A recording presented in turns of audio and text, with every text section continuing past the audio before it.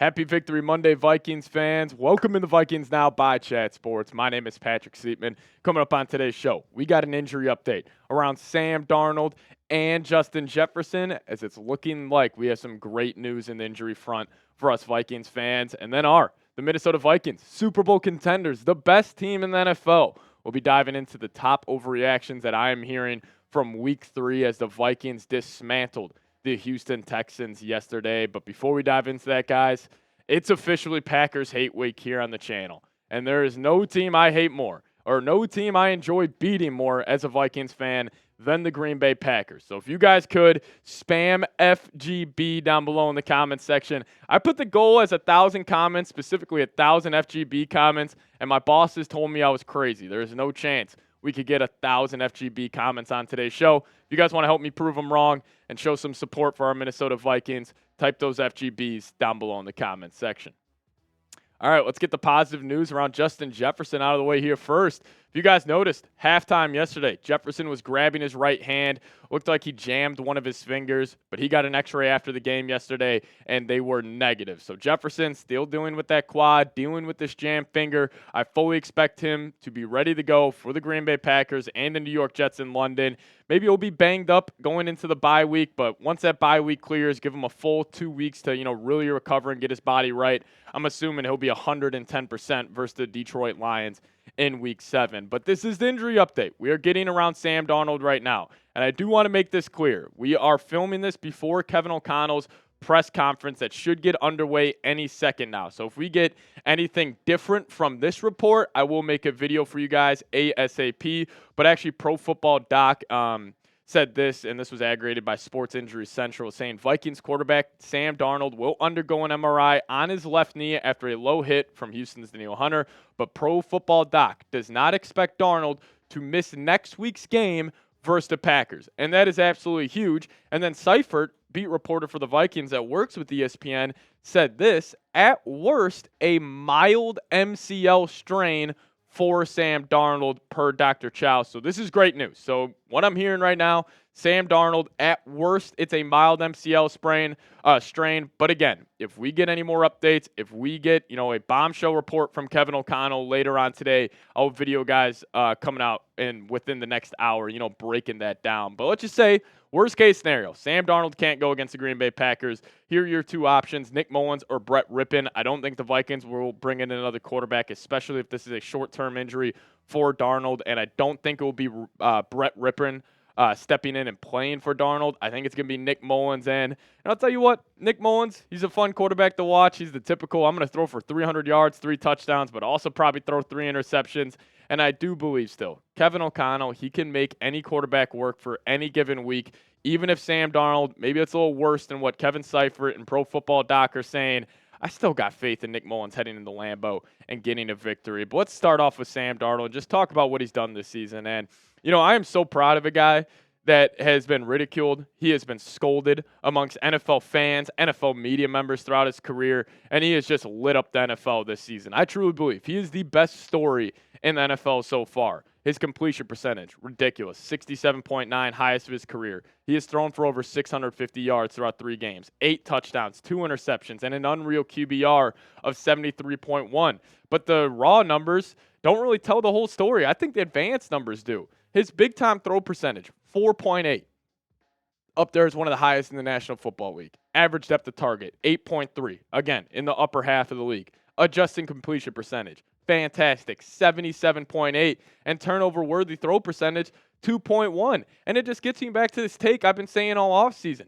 Darnold is a prime example of what confidence and a support system can do for a quarterback, and just support in general, because the teammates, the coaching staff, every single day in practice, throughout walkthroughs, leading up to game time and leading up to kickoff, they have support. They believe Sam Darnold can be the quarterback for this football team and go get a win on any given week. And actually right now, Darnold, if you're looking around the rest of the NFL, he is leading the league in touchdown passes by 2. He's got 8, and the next closest is Derek Carr and Baker Mayfield at 6. And then you got Rodgers and Patrick Mahomes at 5 apiece. But I think it's actually another great example. Derek Carr left the Raiders, goes to the Saints. He's having an awesome kind of resurgence in his career. And also Baker Mayfield. The Browns, they let him go. The Panthers let him go. The Rams let him go. And now he's with the Tampa Bay Buccaneers, just absolutely lighting up and putting the NFL on notice. But, the Vikings' first 3 games, it has just been a mollywhopping of what they have done to these 3 teams. They absolutely killed the Giants, 28-6. And then they handled the 49ers. Score's a little misleading because if Aaron Jones doesn't fumble at the 1-yard line, we're probably looking at that score as around 30-10. But they still got a victory. And then the Houston Texans yesterday, they really put it all together, all 3 phases, all 4 quarters, and just dismantled a very, very good Houston Texans team. And now you start looking at the schedule, there is really not an unbeatable team remaining. I think they've already gotten the hardest part of their schedule out of the way. You got the Packers this week. That's a toss-up. Jets in London. I think that's a terrible matchup for the New York Jets. Lions off the bye. At home, I expect to win that football game. Rams, with all the injuries they have, short week 8 in Los Angeles. I think the Vikings can handle that. And then this is when the schedule really opens up, weeks 9-14. Colts at home. Jags on the road. Titans on the road. Bears on the road. I think the Vikings have a very good chance to win all of those games. Then you got the Cardinals and Falcons and good old friend Kirk Cousins making his return to U.S. Bank Stadium. But overall, starting the season 3-0 was just massive for this football team. If we were 1-2 and maybe lost the Niners and Texans, maybe I'd be pounding the panic alarm just a little bit. But you're 3-0. You give yourself just such a greater margin of error. Let's just say you go beat the Green Bay Packers, you get the 4-0, and then what does that mean? You just need to play 500 football for the rest of the season, and you're 10-7, and most likely in the NFC playoffs, giving yourself a chance to go make the Super Bowl. So show Sam Darnold some love on today's show. We do need a good nickname for him. I like Sammy Dimes, but it's just too similar to Danny Dimes. So if you guys want to show Sam Darnold some love and just show him that Vikings fans have his back, type those 14s down below in the comments section. And just about this football team, I just think they have a special feeling. And I just think everybody is bought in. And I think that really, really impacts the success that we're seeing out there on the football field. And Aaron Jones, after the game, he said, "This is probably some of the most fun I've ever had in my career." And this is a guy that played on 12-plus win Packers teams, went to the NFC Championship. He has had all types of success. But what he's experiencing this year under Kevin O'Connell, it is truly special to him, and he's having a blast. But KOC, after the game, he broke the team down by saying this: "I don't know if I've been more proud of a football team from a standpoint of what we talked about last night. You guys are coming to life. We won the turnover battle. We ran for more yards than they did. We kept the chunks off the tape. You guys are forcing turnovers defensively. You know what this is starting to feel like? A team that believes we take the football field, we are going to win a football game. And when adversity hits, we're going to figure it out together. Feels real to me, fellas. It feels real. You guys know I wouldn't lie to you." And Mr. Kevin O'Connell, it feels real indeed to me as well. This is just a real football team. I could tell they all have each other's backs. They love playing with each other. And I just feel like all 53 players are just connected at the hip. I also feel like the coaching staff is connected at the hip. And I think the relationship between Brian Flores and Kevin O'Connell is growing by what Brian Flores had to say on KO, saying KO's viewed as this great human being, this nice guy. But he's got a little bit of a dark side, in the football realm. And I like it when that side comes out. Now, also with the Vikings this season, it's not about the 3-0 start. It's not about the results. This is about the process. On every single play, on every single drive, I feel like the Vikings are the more prepared football team, and I truly believe that this is not just something that is just going to stop after the first 3 games. This is going to propel this Vikings football team into being a very consistent and a very effective football team throughout the next 14 games of this season. It's not about the results. It is about the process. The results are great, but the process that I'm seeing from this group is truly, truly special. And Harrison Smith talked about it. He said this: "We're getting stuff done every week. There's a lot of purpose with joy and with a determined mindset. It's not like, oh, we got to go to practice. We got to go to meetings. There's none of that because we're doing stuff that we all believe in and we like to work together. I wake up and I enjoy going to work. And I think pretty much everybody does. That does something in the long run. We just got to keep doing what we're doing and try to get a little better each week. And I love that last comment by Harrison. We just got to get a little better each week. I'm sure KOC is telling this football team, hey, great start, but what does 3 September victories get you? Not necessarily anything in the long run, but the process, but just the week to week of this football team getting better is clear out there on the tape. And I think this is a team where we could be looking back saying, man, they just won 12 football games with Sam Darnold and Kevin O'Connell and the whole crew running the show. And also the bookmaker said the Vikings had a 6.5-point win over-under heading into the season. Vikings might beat that by week 8. But you guys let me know. Is this squad legit? Is Kevin O'Connell squad legit? Are the Vikings a Super Bowl contender this year? Let me know your thoughts down below in the comment section. Give me a Y for yes or give me an N for no. Now, I truly do believe the Vikings have put some of the best tape out there so far throughout the first 3 weeks. Coming up next, why the Vikings are the best football team in the NFL. But before we dive into that, it's getting colder in Minneapolis right now. And if you guys want to go get a Vikings hoodie up to 50% off, check out this link, chatsports.com/Vikings hoodie. If you guys click that, go get a Vikings hoodie. Any of these are on sale up to 50% off. So I'll have that link for you guys in the comments and description of today's show. But check it out. Click that link and get some Vikings merchandise today. To the top overreaction, I hate calling these overreactions because I just think these are true at this point. I think the Vikings have the best coaching staff in the NFL. Now, you would obviously have to give the credit to what, Spagnuolo and Reed have done over the last couple of years. But the play calling this year, I think is top-notch for the Minnesota Vikings. We can start off offensively. I mean, they're averaging the 3rd most points per game in the league. After going up against a Niners and Texans defense who, if you would ask the common NFL fan, the common NFL media member, where do those defenses rank in the NFL? They're probably saying top 5.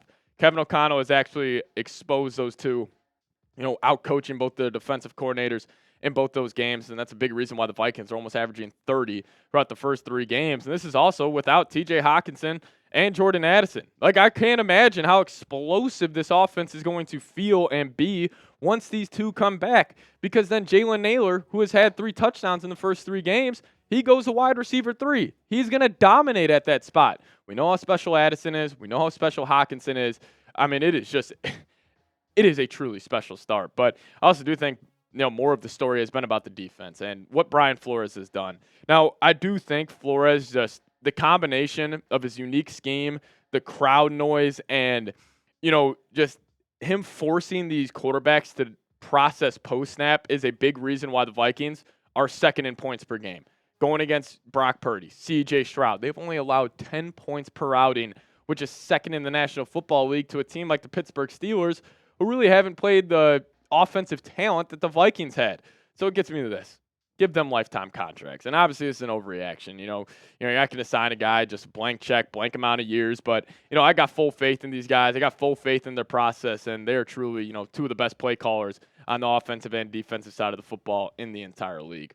But number 2 for me is all about Justin Jefferson. And, the Justin Jefferson effect is real. And, I always talk about how Jefferson can dominate the game in 2 different ways, where it's like either he's one-on-one with a guy, he's going to beat him every single time. But if you do have to roll the coverage, you do have to put the safety over the top, he opens up stuff for guys like Naylor, guys like Munt, guys like Aaron Jones out of the backfield, which we saw yesterday. And, Jefferson right now, he's 4th in the league in receiving yards. And he hasn't really even dominated this season, but he's still around 273 yards total, gets around 90 yards per game. You still got Nico Collins, number 1, Rashee Rice, 2, Jawan Jennings, 3, then Malik Neighbors at 5. And, what's so crazy about this is that he is off to a slow start. By my standards, if I had to predict Jefferson's stats throughout the first 3 games, I would have probably said he would have had around 300, 320 yards, and this is a slow start for Jefferson, and he's still got 14 receptions for 273 yards and 3 touchdowns. That just speaks to the expectation and the standard that us Vikings fans and himself holds himself, to. So Jefferson, he's legit, but also something that else is legit on this Vikings roster and just this Vikings team is this pass rush. Man, do they get after it. This is credit to Brian Flores, but also I got to get credit to the guys out there in the trenches. The personnel is fantastic. And, I do believe that, the Vikings pass rush is so special that I think the stat was since 2000, they're the first team to have 5+ sacks in each of their first 3 games. That's incredible. And right now they're 1st in the league in sacks at 16 total. So if they're getting home on a 5-sack per game basis, I mean, the Vikings might break a record for most sacks throughout an NFL season. And I'll give credit to these 3 dogs here. Jonathan Grenard, it was just it was just malpractice for Bobby Solik trying to block him with a guy like Cade Stover in a revenge game. He had 3 sacks yesterday. Patrick Jones had 4 sacks throughout the first 2 games.